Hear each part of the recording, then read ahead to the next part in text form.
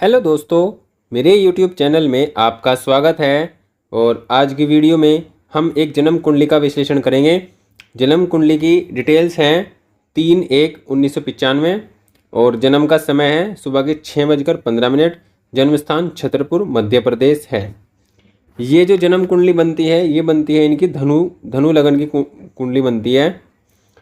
धनु लगन की कुंडली बनती है जिसके जो स्वामी बनते हैं वो बनते हैं गुरुदेव, मतलब गुरु ग्रह। और गुरु ग्रह कुंडली में जाकर बैठे हैं 12वें भाव में। अब देखिए, किसी भी कुंडली में लग्नेश का जो स्थान होता है वो सबसे महत्वपूर्ण होता है। लग्नेश ही किसी भी व्यक्ति की जीवन की दशा दिशा, उसकी सफलता असफलता, उसके जीवन की खुशी, उसके जीवन में जो अचीवमेंट्स, हर चीज़ को बताने का जो एक ग्रह होता है वो कुंडली में लगन होता है, मतलब लग्नेश होता है, लगन का स्वामी होता है।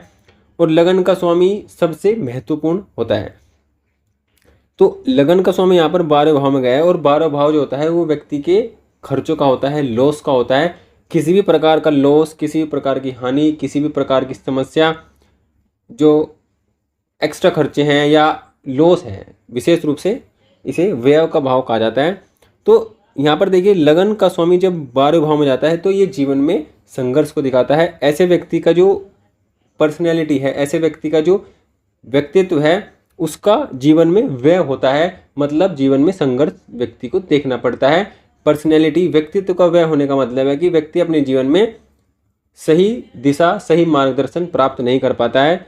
लेकिन देखिए, यहाँ पर जो ग्रह है वो शुभ ग्रह है, मतलब गुरु ग्रह एक शुभ ग्रह है। और 12वें भाव में शुभ ग्रह के साथ ही बैठे हैं। 12वें भाव में शुक्र ग्रह के साथ हैं, जो कि 12वें भाव के कारक ग्रह होते हैं। तो यहाँ पर इनके जीवन में कहीं ना कहीं कुछ अच्छाई भी इनको देखने को मिलेगी। लेकिन सामान्यतः ये फॉर्मूला होता है कि जब लगन का स्वामी 12वें में जाता है तो ये जीवन में संघर्ष को दिखाता है। लेकिन जब शुभ ग्रह के साथ है तो यहाँ पर संघर्ष की स्थिति कम हो जाती है। लेकिन यहाँ पर देखिए, शनि की दृष्टि भी पड़ रही है शुक्र पर और गुरु पर।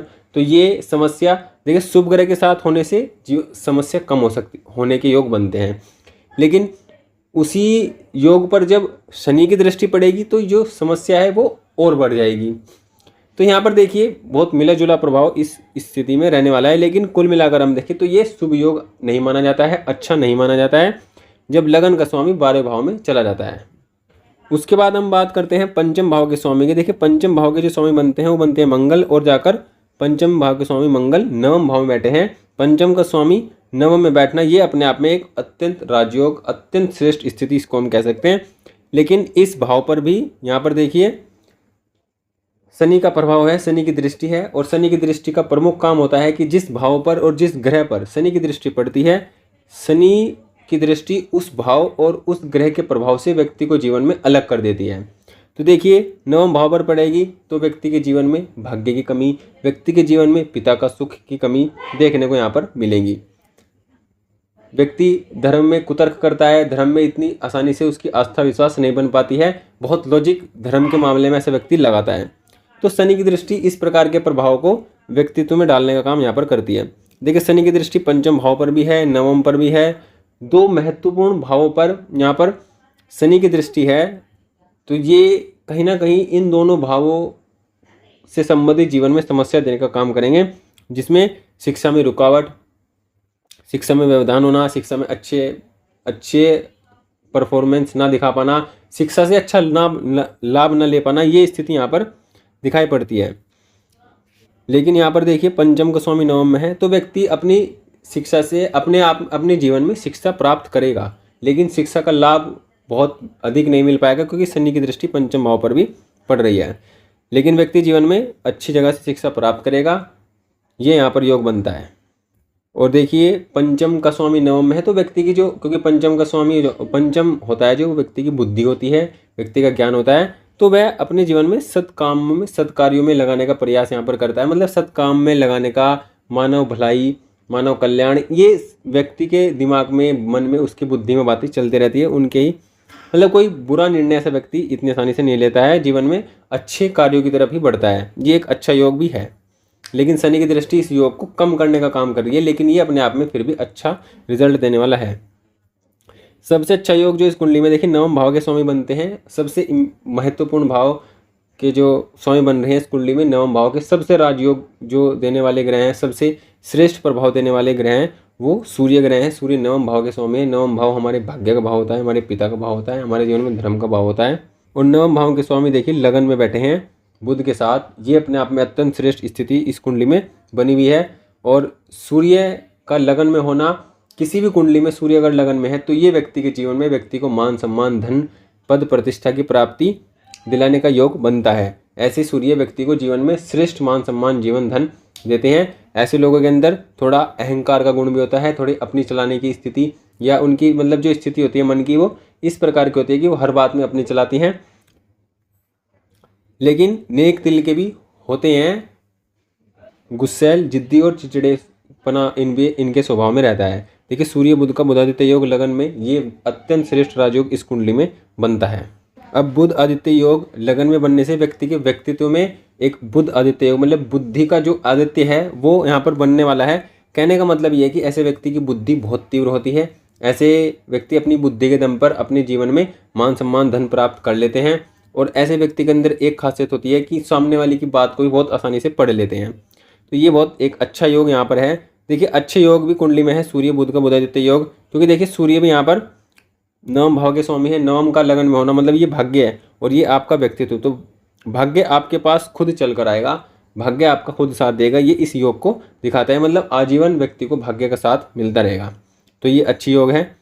और देखिए सूर्य इस भाव में एक अच्छे भाव का स्वामी है। बुध की अगर हम बात करते हैं तो बुध में यहाँ पर देखिए 7वें और 10वें भाव का स्वामी है। मतलब 10वें भाव का स्वामी, 7वें भाव का स्वामी और 7वें भाव का स्वामी लगन में बैठकर खुद 7वें भाव को देख रहा है। तो ये अत्यंत श्रेष्ठ हो रहा है। कहने का मतलब ये है कि बुध आदित्य जो योग बना है ये धनु लगन में श्रेष्ठ फलभाव देने वाला होता है। श्रेष्ठ अच्छा जो इफेक्ट है इसका देखने को मिलता है। व्यक्ति को जीवन में हर प्रकार की स्थिति, हर प्रकार का सुख प्राप्त देने में ये अकेला योग काफ़ी है।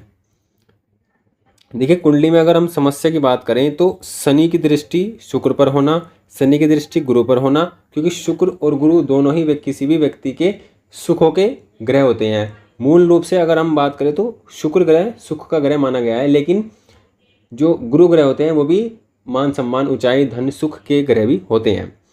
तो शनि की दृष्टि इन दोनों पर पड़ने से व्यक्ति के जीवन में सुख का मिलना, देरी से मिलना, सुख का बाधित होना, सुख मिलना लेकिन मिलकर उसका पूर्ण सुख न मिल पाना। कोई भी सुख व्यक्ति को जीवन में प्राप्त हो, चाहे भौतिक सुख हो चाहे किसी प्रकार का सुख हो, सुख मिलना, भौतिक सुख मिलना, लेकिन भौतिक सुख मिलने के साथ उस सुख की प्राप्ति ना होना, उस सुख में बाधाएं लेना। जैसे अगर कोई व्यक्ति किसी की कुंडली में शुक्र पर शनि की दृष्टि है तो ऐसे व्यक्ति अगर कार खरीद कर लाता है, कोई वाहन खरीद कर लाता है, तो उस वाहन में या उस जो भी वो वाहन लाता है भौतिक सुख के लिए, उसमें कुछ ना कुछ समस्या हमेशा बनी रहती है। मतलब कहने का यह है कि कोई भी सुख सुविधा का व्यक्ति जीवन में अपना बढ़ाने का काम करता है किसी भी प्रकार से, तो उसमें बाधा हमेशा बनी रहती है। गुरु पर दृष्टि है तो व्यक्ति जीवन में बहुत श्रेष्ठ करने के बाद भी जीवन में बहुत कम पाता है। जीवन में व्यक्ति को संघर्ष करना पड़ता है, उसके बाद उसे बहुत कम प्राप्त होता है। मतलब जितना व्यक्ति डिजर्व करता है उसको उतना प्राप्त नहीं होता है। ये स्थिति व्यक्ति के जीवन में जब शनि की दृष्टि गुरु पर हो तो देखने को मिलती है। यहाँ पर अच्छी बात यह कि शुक्र गुरु एक साथ हैं, तो ये जीवन में धन धान्य की स्थिति को अच्छा बनाने का यहाँ पर योग है कि व्यक्ति के जीवन में हर प्रकार का सुख व्यक्ति को प्राप्त होगा और व्यक्ति अपने जीवन में धन धान्य का सुख भी जीवन जैसे बढ़ता जाएगा ऐसे व्यक्ति जीवन धन धान्य का सुख प्राप्त करता जाएगा। क्योंकि दो शुभ ग्रह का होना भी अपने आप में एक अच्छी स्थिति योग है, लेकिन इस सुख योग में जितना ये योग अच्छा फल दे सकता था उतना ये अच्छा नहीं दे पाएगा, क्योंकि इस पर शनि जैसे पाप ग्रह की दृष्टि है, मंगल जैसे क्रूर ग्रह की दृष्टि है। दो पाप ग्रहों से, क्रूर ग्रहों से, ये पाप ग्रहों से देखे जा रहे हैं, जिस कारण इनके फलों में यहाँ पर कमी देखने को मिलेगी। अब देखिए दूसरी समस्या यह है कि इनका मकर राशि का होना। मकर राशि पर देखिए इतना वर्तमान में जो शनि चल रहे हैं वो कुंभ राशि में चल रहे हैं। अब कुंभ राशि में चल रहे हैं तो यहाँ पर देखिए मकर राशि को 7.5 और मीन राशि को 7.5 का प्रभाव यहाँ पर बना हुआ है। तो मकर राशि है, मकर राशि जब भी चंद्रमा मकर राशि में होते हैं तो ये व्यक्ति के जीवन में समस्याओं को बढ़ाते हैं, संघर्षों को बढ़ाते हैं। संघर्ष व्यक्ति का पीछा नहीं छोड़ता है, किसी न किसी समान प्रकार की समस्या व्यक्ति को घेरे रहती है, एक खत्म होती है तो दूसरी लगी रहती है। ये मकर राशि वाले जो होते हैं उनके जीवन में अधिक देखने को मिलता है। यहाँ पर कुंडलिका, वर्तमान कुंडलिका जो है स्थिति है वो 7.5 में होना, ये बिल्कुल भी अच्छा नहीं है या समस्याओं को देने वाला है। दूसरा, इन पर राहु की दशा 2012 से प्रारंभ है, जो कि जो आकर 2030 में समाप्त होगी। तो मतलब एक तो राहु की दशा, उसके बाद शनि की 7.5, उसके बाद ये दोनों स्थितियां एक साथ होना जीवन में समस्याओं को, प्रॉब्लम को या किसी भी प्रकार के दुख को बनाकर रखता है। उसके बाद ये दोनों स्थितियां धनु लगन में होना, मतलब धनु लगन में राहु की दशा व्यक्ति को जीवन में बहुत परेशान करने वाली, समस्या देने वाली, हर प्रकार का दुख देने वाली होती है। देखिए राहु यहाँ पर लाभ भाव में है, और लाभ भाव का राहु व्यक्ति की इच्छाओं को बढ़ाने का काम करता है, व्यक्ति की इच्छाओं को बहुत अधिक बढ़ा देता है, जिससे व्यक्ति अपने जीवन में लाभ को पाने के लिए, उन इच्छाओं को पाने के लिए प्रयास करता है, मेहनत करता है। क्योंकि 11वें का राहु व्यक्ति को जीवन में धन की कमी नहीं होने देता है, धन व्यक्ति के पास रहता है, और व्यक्ति चाहे किसी भी प्रकार का काम करे, व्यक्ति को धन लाभ हमेशा होता रहता है। क्योंकि राहु का सबसे अच्छा प्रभाव व्यक्ति को, किसी भी व्यक्ति को 3रे, 6ठे और 11वें भाव में मिलता है। तो राहु की स्थिति कुंडली में अच्छी है, शुक्र की राशि में है, लेकिन देखिए राहु बहुत अच्छा श्रेष्ठ फल यहाँ दे सकते हैं। कब दे सकते हैं? अगर शुक्र बहुत अच्छी स्थिति में हो, शुक्र अपनी राशि में हो, मित्र राशि में हो, या उस स्थिति में राहु यहाँ पर अच्छा प्रभाव देने में समर्थ है। लेकिन यहाँ पर शुक्र देखिए 12 भाव में है, 12 भाव के शुक्र को अच्छा माना जाता है, लेकिन शुक्र यहाँ पर वृश्चिक राशि में है, 12 भाव में है। तो कहीं ना कहीं राहु के प्रभाव में ये अपना प्रभाव तो पूरा देंगे, लेकिन राहु के प्रभाव में कहीं ना कहीं व्यक्ति के जीवन में कमी देखने को मिलेगी। कुल मिलाकर यह है कि न जो धनु राशि की, धनु लगन की कुंडली में राहु की दशा व्यक्ति को बहुत दुख परेशानी देने वाली होती है। उसके बाद शनि की 7.5, यहाँ पर ये दो जो समस्याएं हैं जीवन में हर प्रकार का दुख देने का काम यहाँ पर कर रही हैं। इनके क्वेश्चन की ओर चलते हैं। देखिए पहला सवाल इनके विवाह को लेकर है कि इनका विवाह कब तक हो सकता है, कब इनके विवाह के योग बनेंगे, विवाह होने की इनकी समस्या जीवन में है। तो देखिए विवाह के लिए इनका प्रश्न है। देखिए विवाह के स्वामी जो बनते हैं वो बुध बनते हैं, और बुध जाकर लगन में बैठे हैं, धनु राशि में बैठे हैं, शुभ ग्रह की राशि में बैठे हैं, और शुभ ग्रह की राशि में बैठकर खुद के भाव को देख रहे हैं। कहने का मतलब है कि सप्तम भाव के स्वामी को सप्तम भाव का स्वामी देख रहा है, तो इसका मतलब है कि व्यक्ति का वैवाहिक जीवन अच्छा होगा, व्यक्ति वैवाहिक जीवन बहुत अच्छे से जी पाएगा। यहाँ पर देखिए बुध यहाँ पर 29 डिग्री के हैं और सूर्य यहाँ पर 18 डिग्री के हैं। तो कहने का मतलब है कि इनमें काफ़ी अधिक डिफरेंस है, बहुत ज़्यादा डिफरेंस इनमें देखने को मिल रहा है। तो बुध यहाँ पर 29 में, तो इनका बल बहुत नहीं है, मतलब 29 डिग्री का ग्रह विशेष रूप से मृत स्थिति में माना जाता है, कोई विशेष प्रभाव ऐसे ग्रह का नहीं रहता है। लेकिन यहाँ पर शुभ ग्रह की दृष्टि पड़ रही है, सूर्य की दृष्टि पड़ रही है, और अगर हम किसी और ग्रह की दृष्टि के बारे में बात करें तो यहाँ पर सप्तम भाव पर और किसी भी ग्रह की दृष्टि नहीं पड़ रही है। उसके बाद अगर हम नवमांश की बात करते हैं तो नवमांश में देखिए बुध ग्रह सप्तम भाव में बैठे हुए हैं, मंगल से दृष्ट हैं। उसके बाद यहाँ पर और कोई ग्रह भी नहीं देख रहा है। तो कहने का मतलब है कि बुध का प्रभाव लगन कुंडली में भी सप्तम भाव पर है और नवमांश कुंडली में भी सप्तम भाव पर है। लेकिन अगर हम दशा की बात करते हैं तो दशा में इनको राहु में शुक्र का प्रभाव चल रहा है। देखिए शुक्र का प्रभाव व्यक्ति के जीवन में विवाह जैसे काम को कराता है, भौतिक सुख सुविधाओं को बढ़ाने का काम करता है, जीवन में खुशी लाने का काम यहाँ पर करता है। लेकिन शुक्र का देखिए संबंध सप्तम भाव से किसी प्रकार से नहीं है, 6ठे भाव का स्वामी और 11वें भाव का स्वामी यहाँ पर बनते हैं। तो दशा के अनुसार और शुक्र के बाद यहाँ पर सूर्य मंगल चंद्र की दशा अंतर दशा की, मतलब राहु में अभी तो शुक्र का अंतर चल रहा है, शुक्र के बाद सूर्य चंद्र मंगल ये सब चलेंगे, जिस कारण दशा के अनुसार, दशा के अकॉर्डिंग कोई भी योग विवाह का भी वर्तमान में नहीं है। अगर हम गोचर से देखते हैं तो वर्तमान में जो गुरु ग्रह गोचर कर रहे हैं वो वृषभ राशि में गोचर कर रहे हैं, वृषभ राशि में गोचर। अगर हम गोचर की बात करते हैं, देखिए गोचर में यहाँ पर इनकी राशि जो बनती है वो चंद्र राशि इनकी मकर राशि बनती है, और मकर राशि से अगर हम बात करें तो गुरु यहाँ पर पंचम में गोचर कर रहे हैं, जिस कारण पंचम में गोचर करने कारण भी सप्तम भाव पर गुरु का प्रभाव नहीं है। मतलब ना तो गोचर से और ना ही दशा के अनुसार किसी भी प्रकार से चंद्रमा, किसी भी प्रकार से यहाँ पर जो विवाह का योग है वो नहीं बन पा रहा है। तो अभी इनको इंतज़ार करना होगा विवाह के लिए। और देखिए जब मिथुन राशि में आएंगे गुरु, तो यहाँ पर भी देखिए गुरु का कोई विशेष योग विवाह के लिए नहीं बनेगा। लेकिन कर्क राशि में जब आएंगे तब यहाँ पर विवाह का योग बनेगा। मतलब विवाह के समय, विवाह होने में अभी इनका समय यहाँ पर लगने वाला है। विवाह को लेकर जीवन में अभी इंतजार देखना पड़ेगा या समय अभी लगने वाला है।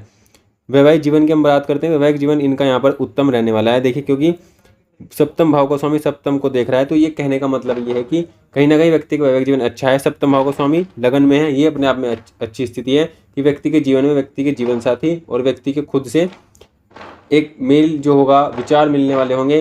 कहने का मतलब ये है कि दोनों का जो कंपेटेबिलिटी होगी, सामंजस्यता होगी दोनों की, वो यहाँ पर अच्छी होगी। लेकिन शुक्र ग्रह कहीं ना कहीं और गुरु ग्रह कहीं ना कहीं शनि से पीड़ित हैं, तो ये समस्या लाने का काम करते हैं। लेकिन यहाँ पर समस्या सोल्व होने वाली होगी। मतलब ऐसी कोई समस्या नहीं होगी जिसके कारण वैवाहिक जीवन में विच्छेद हो, वैवाहिक जीवन में बहुत समस्याएं हो, ऐसी कोई विशेष योग यहाँ पर नहीं है। विवाह होने का भी योग यहाँ पर दिखाई नहीं पड़ रहा है, या विवाह होने का योग कोई गोचर के अनुसार, दशा के अनुसार नहीं बन पा रहा है। लेकिन वैवाहिक जीवन यहाँ पर अच्छा रहने वाला है, औसत रहने वाला है, बहुत अच्छा नहीं, बहुत खराब नहीं, तो ठीक ठाक यहाँ पर वैवाहिक जीवन रहने वाला है। देखिए, राहु की दृष्टि भी वैवाहिक जीवन पर पड़ रही है, मतलब सप्तम भाव पर पड़ रही है, तो ये भी वैवाहिक जीवन को नेगेटिवली इफेक्ट करने वाली है। क्योंकि जब भी राहु की दृष्टि सप्तम भाव पर पड़ती है तो व्यक्ति के वैवाहिक जीवन में शक की स्थिति उत्पन्न होती है। व्यक्ति बहुत ज़्यादा दिमाग लगाता है और दिमाग लगाने के कारण व्यक्ति के रिश्ते कहीं ना कहीं प्रभावित होते हैं। तो इन सब चीज़ों को व्यक्ति को अपनी आदतों में हटाना चाहिए। व्यक्ति अपने आप में इस प्रकार के सुधार लाए जिससे वैवाहिक जीवन अच्छा चले, तो ये समस्या जीवन में आ सकती है। अदरवाइज सप्तम भाव का स्वामी यहाँ पर अच्छी अवस्था में है, लगन में है, मतलब अच्छे भाव में बैठा है, तो ये भी इस बात के दिखाता है कि वैवाहिक जीवन अच्छा होगा। अगला सवाल इनका है व्यापार को लेकर कि इनको किस प्रकार का व्यापार जो होगा, बिजनेस होगा, वो अच्छा रहेगा। व्यापार की अगर हम बात करते हैं तो सप्तम भाव का स्वामी यहाँ पर बुध है और बुध लगन में बैठा हुआ है, तो व्यक्ति कहीं ना कहीं जीवन में व्यापार करने की सोच रखता होगा, ये इस बात को दिखाता है। व्यक्ति के व्यक्तित्व में व्यापारिक गुण देखने को मिलेंगे। लेकिन दूसरी बात यह है कि देखिए, लगन, धनु लगन व्यापारिक लगन नहीं है। धनु लगन के व्यक्ति व्यापार से अच्छा नौकरी में रहते हैं। और यहाँ पर देखिए, दसम और सप्तम दोनों का स्वामी यहाँ पर बुध बनता है, जिसका प्रभाव लगन पर है। तो कहीं ना कहीं व्यापार की ओर ऐसे व्यक्ति का झुकाव अधिक रहता है, क्योंकि बुध भी व्यापार के ग्रह होते हैं और इनका स्वामित्व सप्तम का और दसम का है, तो जिस कारण व्यापार की ओर इनका झुकाव अधिक रहेगा। तो किस प्रकार का व्यापार इनको करना चाहिए? देखिए, सप्तम भाव पर मतलब नवमांश कुंडली में अगर सप्तम भाव की बात करते हो तो यहाँ भी बुध है और बुध गुरु की राशि में। मतलब देखिए, अगर हम करते हैं दसम भाव का स्वामी नवमांश कुंडली में गुरु की राशि में है, तो इसका मतलब है कि शिक्षा से संबंधित ये कोई भी व्यापार कर सकते हैं। शिक्षा से जुड़े संबंधित किसी को सलाह देने का काम, पढ़ाने का काम, इस तरह का टीचिंग का काम, टीचिंग से संबंधित कोई भी बिजनेस ये कर सकते हैं। ये इनके लिए सबसे श्रेष्ठ रहने वाला है। तो बिजनेस करने को ये किसी भी प्रकार कर सकते हैं, लेकिन सबसे अधिक सुटेबल इनका बिजनेस यही रहेगा कि शिक्षा से संबंधित जुड़कर या शिक्षा से संबंधित कोई ऐसा बिजनेस करे जो शिक्षा का संबंध शिक्षा से हो, एजुकेशन से हो, सलाह देने से हो, ज्ञान देने से हो, कंसल्टेंसी का काम, इस प्रकार के काम, ये किसी भी प्रकार इस प्रकार के काम जो हैं ये कर सकते हैं। इनके लिए ये व्यापार सबसे अधिक सुलभ ये रहेंगे, अच्छे रहेंगे।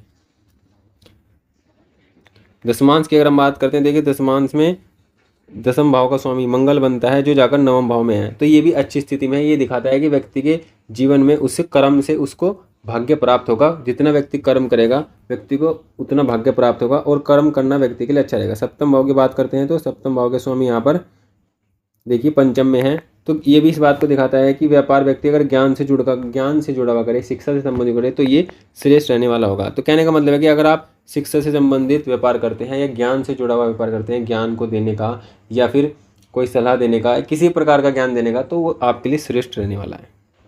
देखिए, वर्तमान में इनको जो दशा चल रही है वो राहु की चल रही है, और राहु में शुक्र इनको गोचर में करें। और शुक्र, देखिए शुक्र का प्रभाव इस समय क्या है, इस समय 12वें घर में शुक्र बैठे हुए हैं इनकी कुंडली में, और शनि से दृष्ट हैं। तो कहीं ना कहीं 12वां घर एक्टिव है, जिस कारण व्यक्ति के जीवन में चोट चपेटी घटनाएं, हॉस्पिटल, दवाई, इन चीज़ों में खर्चा, इन चीज़ों में पैसे जाना, ये इस बात को दिखाता है।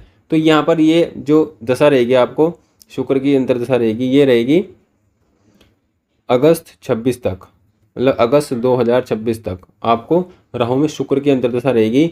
इस अंतर्दशा में, शुक्र की अंतर्दशा में आपको इस प्रकार की स्थितियां देखने को मिलेंगी। शुक्र के बाद आपको सूर्य की अंतर्दशा मिलेगी। देखिए सूर्य का प्रभाव आपकी कुंडली में श्रेष्ठ है, नवम भाव के स्वामी होकर लगन में बैठे हुए हैं, तो कहीं ना कहीं आपके जीवन के उत्थान का कारण बनेंगे, कहीं ना कहीं आपके जीवन में सफलता का कारण बनेंगे। इस समय में आपको सफलता मिल सकती है, इस समय में आपको विशेष उन्नति मिल सकती है। और देखिए सप्तम भाव का प्रभाव, सप्तम भाव पर सूर्य का प्रभाव, तो कहीं ना कहीं विवाह की स्थितियाँ भी बन सकती हैं, लेकिन वो 2026 के आसपास ही कुंडली में दिखाई पड़ रही है, उसके बाद ही दिखाई पड़ रही है। इससे पहले कोई विशेष योग विवाह के लिए नहीं है। लेकिन सूर्य की दशा जब अंतर्दशा आपकी कुंडली में चलेगी तो ये आपके लिए जीवन को हर प्रकार से सुलभ बनाने वाली होगी, हर प्रकार से अच्छा जीवन बनाने वाली होगी। तो इस प्रकार इनके क्वेश्चन सिर्फ इतने ही थे। अब बात करते हैं, देखिए इनकी कुंडली में हम उपाय को लेकर बात करते हैं। तो सूर्य यहाँ पर 18 डिग्री में है, तो सूर्य का रत्न पहनना कोई विशेष जरूरी नहीं है, क्योंकि 18 डिग्री पर इनके पास पहले से ही बहुत बल है। यहाँ पर कुंडली में मंगल 8 डिग्री पर है, तो यहाँ पर देखिए मंगल का जो है वो पंचम के समय बनते हैं और द्वादश के समय बनते हैं, लेकिन मूल त्रिकोण राशि यहाँ पर पंचम में है। तो कहने का मतलब है कि मंगल यहाँ पर शुभ से शुभ ग्रह बनते हैं और राजयोग कारक बनते हैं। तो सूर्य के ग्रह की रत्न की आवश्यकता नहीं है, लेकिन मंगल का रत्न यहाँ पर पहना जा सकता है, जो भाग्य को बढ़ाने का काम करेगा, ज्ञान को बढ़ाने का काम यहाँ पर करने वाला होगा। और कहीं ना कहीं देखिए लगन का जो स्वामी है वो भी मंगल की राशि में बैठा हुआ है, तो मंगल का रत्न पहनने से यहाँ पर बहुत अच्छा प्रभाव लग्नेश को मिलेगा, जिससे लग्नेश भी यहाँ पर श्रेष्ठ प्रभाव देंगे। तो देखिए मंगलवार को हनुमान जी के दर्शन करें, मंगलवार को हनुमान चालीसा का पाठ करें। हनुमान जी की जितनी आप आराधना कर सकते हैं उतना आपके लिए जीवन में आपका भाग्य अच्छा रहेगा, आपके जीवन में आपको सफलता उतनी मिलेगी।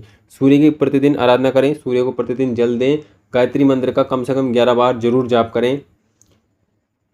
संडे को तो बिल्कुल जरूर करें, इससे आपके सूर्य बली हैं और बली रहेंगे, जिससे आपके जीवन में मान सम्मान धन सब पद प्रतिष्ठा की प्राप्ति आपको हो।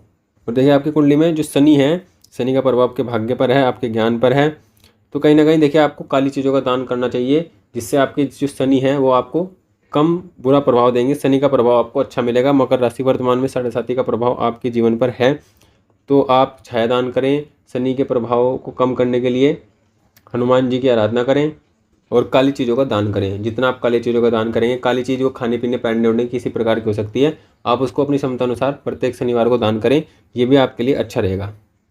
और आप नारंगी रंग, लाल रंग, पीले रंग, इन सब चीज़ों का, इन सब रंगों का अधिक से अधिक यूज़ करें। और जो ब्लैक कलर है, काला कलर है, इसको बिल्कुल भी यूज़ मत करें, ये आपके लिए अच्छा नहीं होगा, ये आपके जीवन में परेशानियों को बढ़ाने वाला होगा। और देखिए आपके लग्नेश कमज़ोर हैं, 12 भाव में हैं, शनि से दृष्ट हैं, तो आप अपने लग्नेश के मंत्र का जाप करें। प्रत्येक गुरुवार को आप गुरु ग्रह का जो बीज मंत्र है, ओम गुरु गुरुवे नमः, उसका 108 बार प्रत्येक गुरुवार को जाप करें। ये भी आपके लिए श्रेष्ठ रहेगा, ये आपके लग्नेश को बली बनाएगा, जिससे आपके जीवन में आपकी सफलताएं आपको जरूर प्राप्त होंगी, सफलताएं आपकी सुनिश्चित होंगी।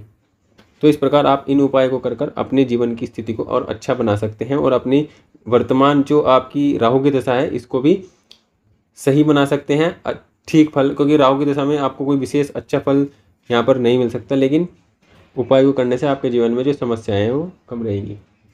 इस प्रकार आज की कुंडली के सभी प्रश्नों का उत्तर इनकी कुंडली के माध्यम से दिया गया है। इस प्रकार अगर आप भी अपनी कुंडली का विश्लेषण करना चाहते हैं तो आप अपनी कुंडली की डिटेल्स कमेंट में दे सकते हैं और अपने सभी डिटेल्स पूरी दीजिए, कंप्लीट डिटेल दीजिए और अपने सभी प्रश्नों को पूरी तरह से लिखिए, जिससे आपके सभी प्रश्नों का उत्तर पूर्ण सही प्रकार से दिया जा सके। और अगर वीडियो अच्छी लगी हो तो प्लीज़ वीडियो को लाइक करें और चैनल को सब्सक्राइब जरूर करें।